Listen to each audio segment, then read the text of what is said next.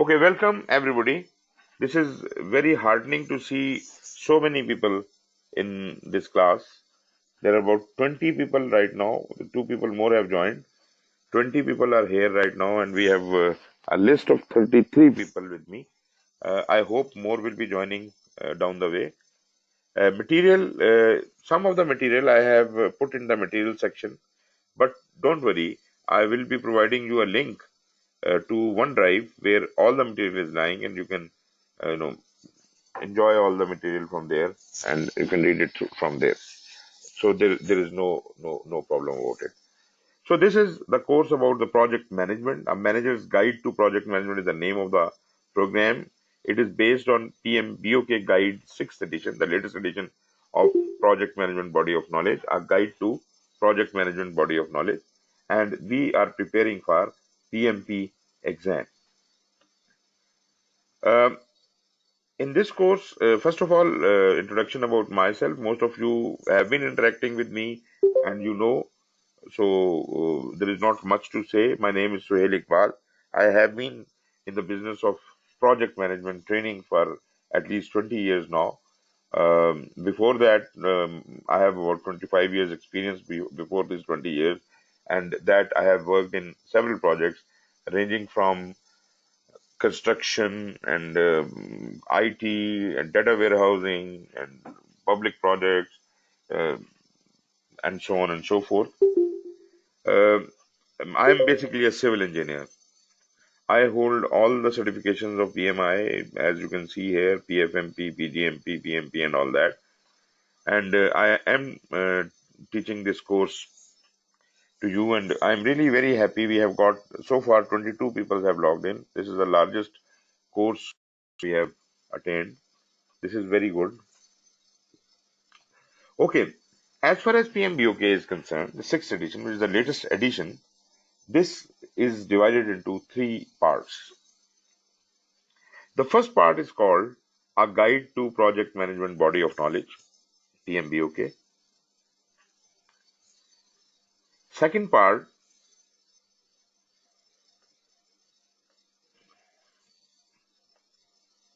just hold on, there's something. Second part is called the Standard for Project Management. And the third part includes the appendices, glossary, and index. Actually, part one is what we are going to follow because there is a lot of repetition in part one and part two. Basically, project management is divided into 49 processes of project management. These 49 processes can be viewed from the window of 10 knowledge areas or from the window of 5 process groups. If we look at it from 10 knowledge area side, a guide to project management body of knowledge covers it one chapter at a time. So every knowledge area has a chapter, and that is more precise because it discusses right from the beginning till end each one of the knowledge areas. Whereas standard for project management discusses the same 49 processes from the perspective of the project life cycle. To bridge that gap, what I'll be doing is when we have gone through the first three chapters of PMBOK, I will include the standard for project management, the references which link the mapping, which links the project management knowledge areas with the process groups. That I will explain, and that will make your life much easier to understand. The Guide to Project Management Body of Knowledge, the part one, naturally it includes 13 chapters, and the last 10 chapters are the 10 knowledge areas.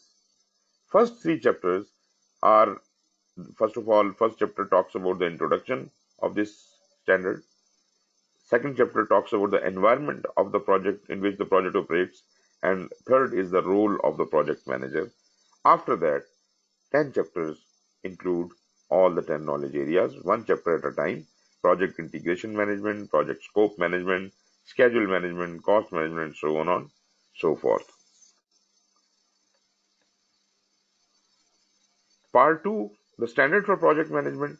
After introduction, it has 5 chapters, second, third, fourth, fifth, and sixth, and they discuss the 5 process groups of the project.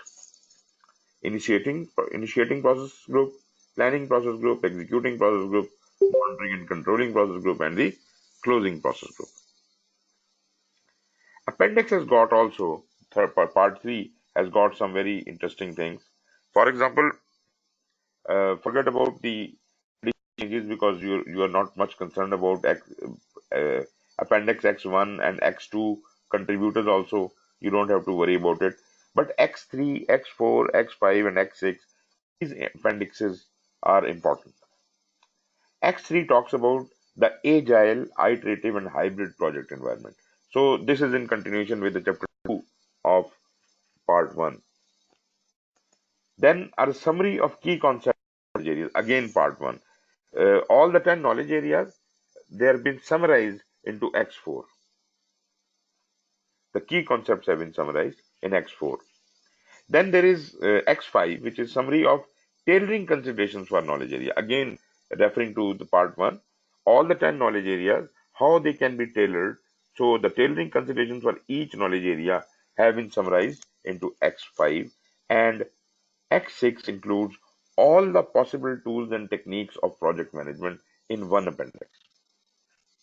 So this is what 3 parts are looking like.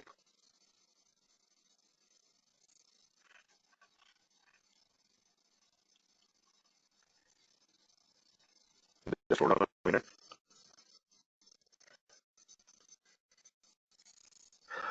Okay.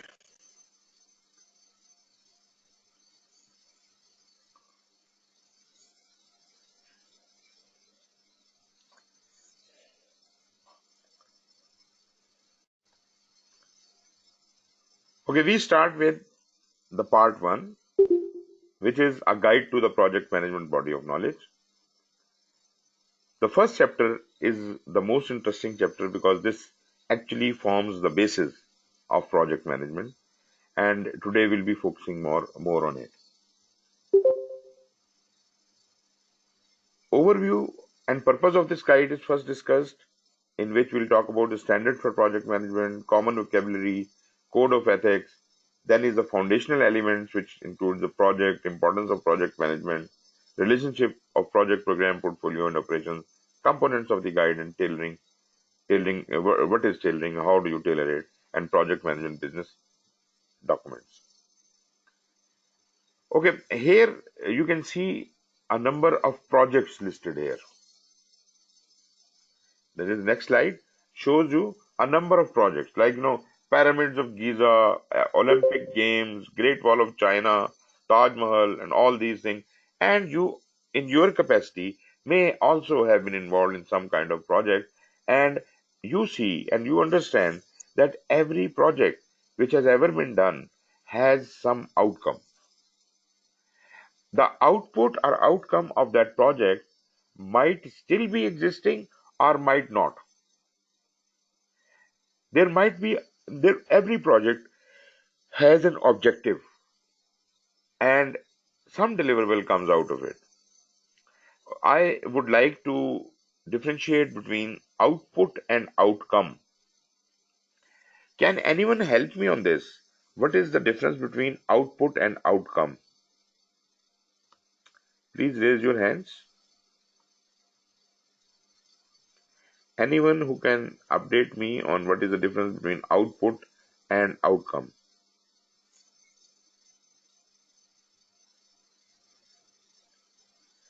Ji Sufyan, just you can speak now.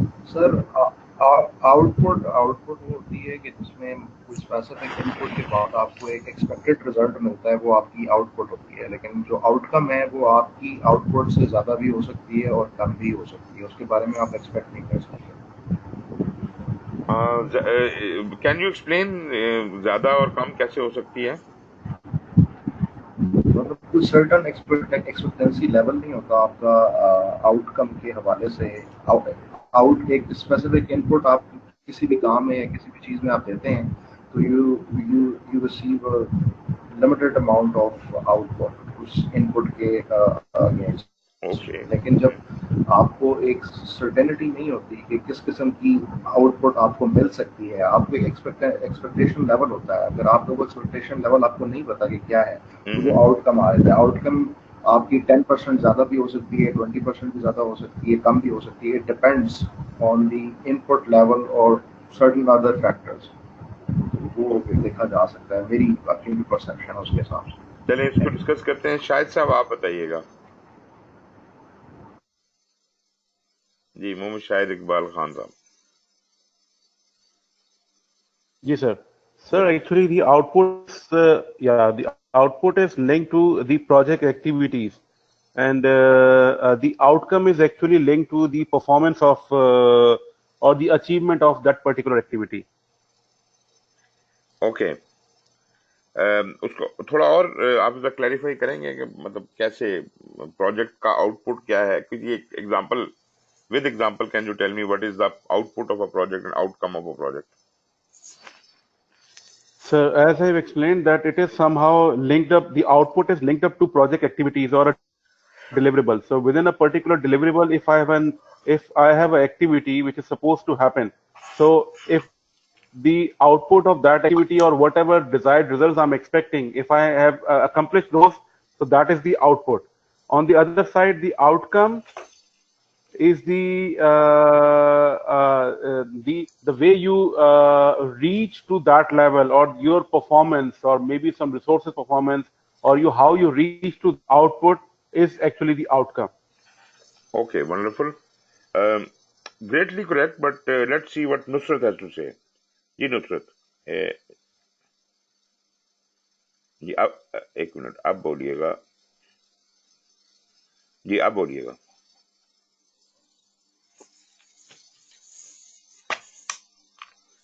Ji Nusrat Shaheen,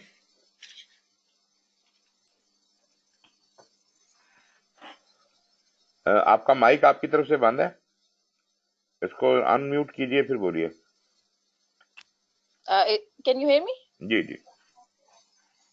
sir मैं ये कह रही थी कि output तो usually project की activities के end में जो हम मेजर करते हैं, फॉर एग्जांपल अगर केमिकल्स का प्रोजेक्ट है और उसमें हम लोगों का हेल्थ इम्पैक्ट देख रहे हैं, तो उसमें हम उसको जो जो आउटपुट होगा उसको, उसमें अगर कोई हेल्थ केयर सर्विसेज दे रहे हैं तो वो हम कहेंगे ये उसका आउटपुट है। हाउएवर अगर उन हेल्थ केयर सर्विसेज के बाद अगर उनके इंडिकेटर्स जो है चेंज हुए हैं हेल्थ के अमंग दैट पॉपुलेशन, तो वो वो आउटकम होगा, यानी ब्रॉडर लेवल पे। ओके, राइट, ठीक है जी। We are greatly on the correct path, but I would put it very simply. I usually give this example. If I am assigned to build a school, the output of my project is the school. But why was this school ordered to be built? Whosoever has ordered this school to be built must have some outcome in mind. He must be having in mind that this many number of children will learn through this school in next 5 or 10 years. So this is the long-term objective which will be achieved after the project probably have delivered. Project will deliver the school, and when it is handed over to the operations, then the school will be run, and after say 10 years, it will yield the ultimate outcome or the benefit. So benefit realization is outcome, and the delivery of the product, the school itself, the building of the school, is the output. So outcome is a long term kind of a thing. I don't say that outcome is not achieved during the life of the project. Maybe the outcome starts yielding benefits while the project is still running, but outcome will go on running after the project has been handed over. So output is short term goal and outcome is a long-term benefit which is yielded out of the project. Anybody who wants to differ with my definition?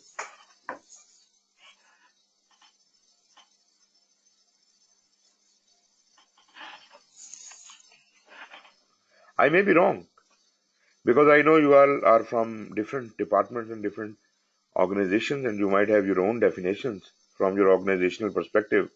So if at all you feel that I am not rightly explaining it, then maybe we can have a little bit of a debate. Okay. So this is what the output and outcome is.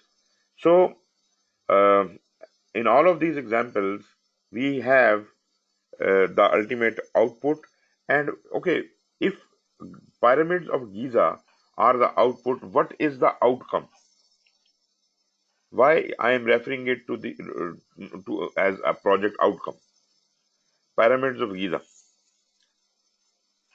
Anyone? Or for that matter, Taj Mahal or Great Wall of China. Okay, let's talk about why was Great Wall of China created? What could be the probable reason? Why was the Great Wall of China created? Ji Azim. Uh, the output is the wall, actually the physical wall, and the purpose of the wall was for the defense of Exactly. a piece of land. To keep So the out. outcome is that they gained the defense out of this wall. Mhm. Outcome is to keep the Yeah. invaders So away. they, And for yeah, times to come, for times to come. So this is such a great, yeah, landmark that this has really kept people away from, for that purpose. But the wall itself, the yeah, yeah. construction of the wall itself was the output. Ji Sufyan bhai.